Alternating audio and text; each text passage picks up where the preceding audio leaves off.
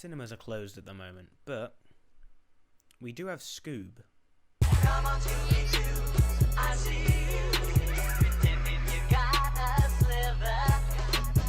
You're not fooling me, 'cause I can see the way you shake and shiver. I've been watching Scooby-Doo for pretty much as long as I can remember.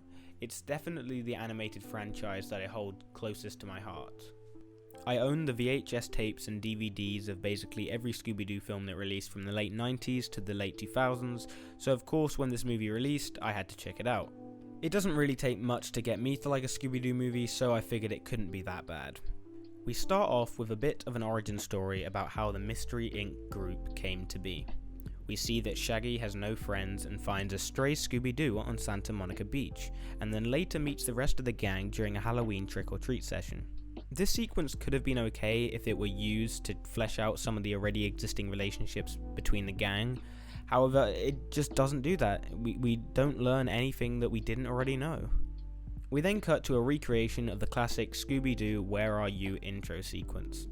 This is the first Scooby-Doo film that was created using 3D CG animation. We've had live-action movies and some stop-motion animated movies, but even the recent Scooby-Doo films from the last 5 years have all been created using traditional 2D animation. Whilst it definitely saddens me to know that depending on the success of this film, we probably aren't going to get any more 2D animated Scooby-Doo films, I understand the switch. CG animation is much more marketable, more cost-effective, and way faster to produce.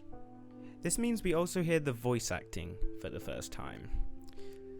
Warner Brothers decided that instead of using the professional voice actors who have been voicing the characters for years, they would instead choose celebrity actors Zac Efron, Amanda Seyfried, Gina Rodriguez, and Will Forte.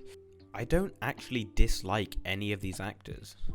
I actually think Zac Efron specifically is really great when in the right role, but none of these actors sound anything like the characters they're supposed to be portraying. I understand that with characters that were created decades ago, you can't have them be played by the same person over and over. But when you have an animated character, you really need to make them sound like that character. It really is pretty heartbreaking, to be honest, to see the tweets of these actors just devastated that they weren't deemed marketable enough for the poster and just tossed aside. I mean, just take a look at Frank Welker.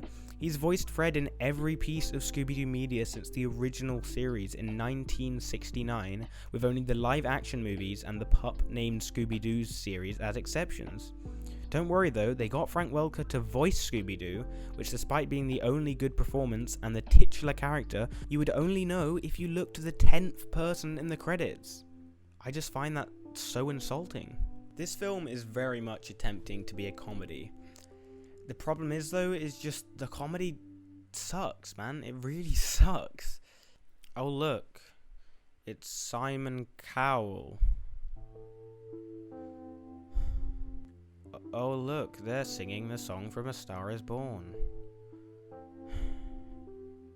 Oh look, he just dabbed. Oh look, they mentioned Netflix. If you think about it for more than a second really, none of these are actually jokes. They're just references to get people to go, oh, I know that. There's no nuance to it at all. At the end of the day, these aren't huge.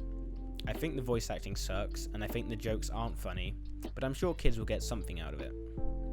My biggest problem with this movie, as seen in the title, is that it really isn't a Scooby-Doo film. We have all of the Scooby-Doo characters, but they are all pushed aside for this subpar superhero plot with a mustache-twirling villain. Literally. We know the villain from the start, there isn't a mystery here.